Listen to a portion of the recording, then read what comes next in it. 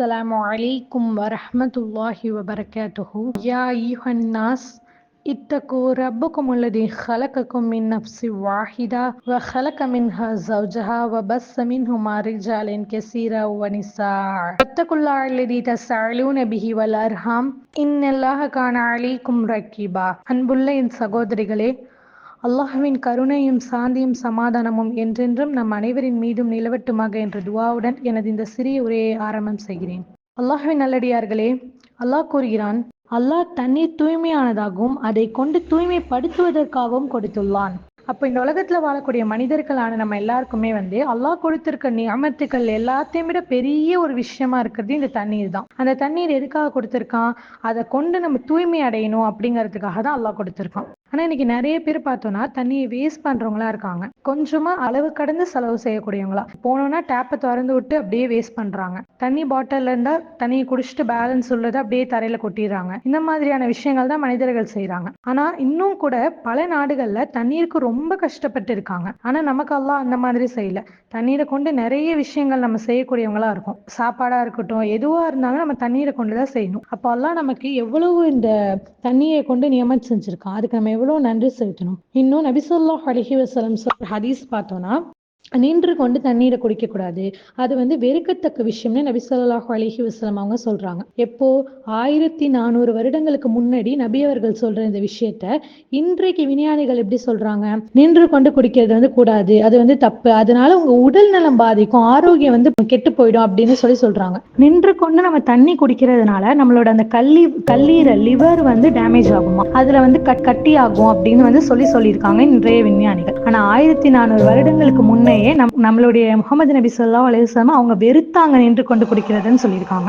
ஏன் அப்படி சொல்றாங்க அப்படின்னா, இப்போ நம்ம நேரா நின்றுட்டு குடிச்சோம் அப்படின்னா நம்மளோட தண்ணி டைரக்டா நமக்கு அந்த வயிற்றுல போய் ஸ்டோர் ஆகும். அப்படி நம்ம நின்றுட்டு இருக்கக்குள்ள தண்ணி குடிக்க கூடாது. நம்ம உட்காந்து குடிக்கக்குள்ள நம்மளோட அந்த ஸ்டொமக் பெண்ட் ஆகும். நம்ம தண்ணி குடிக்கிறப்போ அது பெண்ட் ஆகி இப்படி போகும் உட்காந்து குடிக்கிறதுனால. அப்படி குடிக்கிறதுனால தான் நம்ம லிவருக்கும் ரொம்ப நல்லது, அந்த கல்லீரலுக்கும் ரொம்ப நல்லது. நின்று கொண்டு குடிச்சா அது டேமேஜ் செய்யும் அப்படின்னு சொல்லி இன்றைய விஞ்ஞானிகள் சொல்றாங்க. ஆனா அன்றைய காலத்துல எந்த ஒரு விஞ்ஞானமும் கிடையாது, எந்த ஒரு டெக்னிக்கல் இதுவும் கிடையாது. எதுவுமே இல்லாமையே 1400 வருடங்களுக்கு முன்பே நம்மளோட முகமது நபி ஸல்லல்லாஹு அலைஹி வஸல்லம் நின்று கொண்டு குடிக்க கூடாது, தண்ணிய உட்கார்ந்துதான் குடிக்கணும், அருந்தினாலும் உண்ணுனாலும் எதுவா இருந்தாலுமே உட்கார்ந்துதான் செய்யணும், வலது கையால தான் செய்யணும் அப்படிங்கறதெல்லாம் விஷயங்களை சொல்லியிருக்காங்க. நமக்கு சின்ன சின்ன விஷயங்கள் கூட அழகான முறையில நம்மளோட முகமது நபி ஸல்லல்லாஹு அலைஹி வஸல்லம் அவங்க மார்க்கெட்ல எத்தி வச்சிருக்காங்க. இன்னும் பார்த்தோன்னு சொன்னா, தண்ணியில மூச்சு விட்டு குடிக்க கூடாது, மூச்சியை நம்ம அந்த தண்ணிக்குள்ளேயே விட்டு அந்த தண்ணியை கூட குடிக்க கூடாதுன்னு சொல்லியிருக்காங்க நம்ம முகமது நபி ஸல்லல்லாஹு அலைஹி வஸல்லம். ஆனா இன்றைக்கு விஞ்ஞானிகளும் அதே தான் சொல்றாங்க, தண்ணிக்குள்ள நம்மளோட மூச்சியை விட்டு குடிக்க கூடாதுன்னு. ஏன் அப்படின்னா நம்மளோட மூச்சு காற்று அந்த ஆக்சிஜன் கெட்ட விஷயங்களையும் ஸ்மெல் பண்ணும், நல்ல காத்தையும் ஸ்மெல் பண்ணும், கெட்ட காத்தையும் ஸ்மெல் பண்ணும். அப்படி அந்த கெட்ட காற்று ஸ்மெல் பண்ணும் போது அதுலயே தண்ணியில நம்ம அந்த மூச்சை விட்டுட்டு திரும்பி அந்த தண்ணி நம்ம உள்ள செலுத்தும் போது அது நமக்கு பெரிய ஒரு பாதிப்பா இருக்கும். அப்படிங்கறதுனால தண்ணியை நாங்க அந்த கிளாஸ்ல குடிக்கும் போது வெளியில மூச்சு விட்டுட்டு தான் தண்ணியை குடிக்கணும், அந்த தண்ணிக்குள்ளேயே மூச்சு விட்டு குடிக்க கூடாதுன்னு சொல்லியிருக்காங்க இன்றைய விஞ்ஞானிகள் சொல்றாங்க. ஆனா நம்மளுடைய மார்க்கம் எப்ப சொல்லுது? 1400 வருடங்களுக்கு முன்னாடியே முகமது நபி ஸல்லல்லாஹு அலைஹி வஸல்லம் நமக்கு இந்த விஷயங்கள் சொல்லிட்டாங்க. வலது கையால தான் சாப்பிடணும், வலது கையால தான் குடிக்கணும்னு சொன்னாங்க.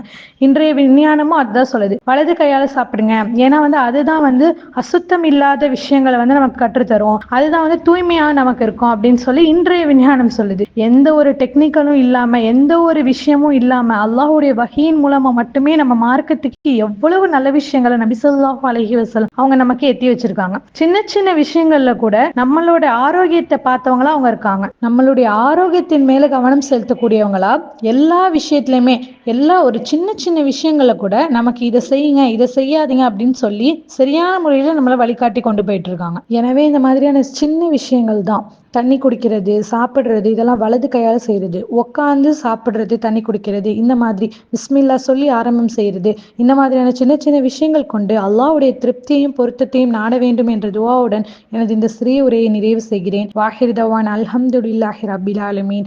அஸ்ஸலாமு அலைக்கும் வரஹ்மத்துல்லாஹி வபரகாத்துஹு.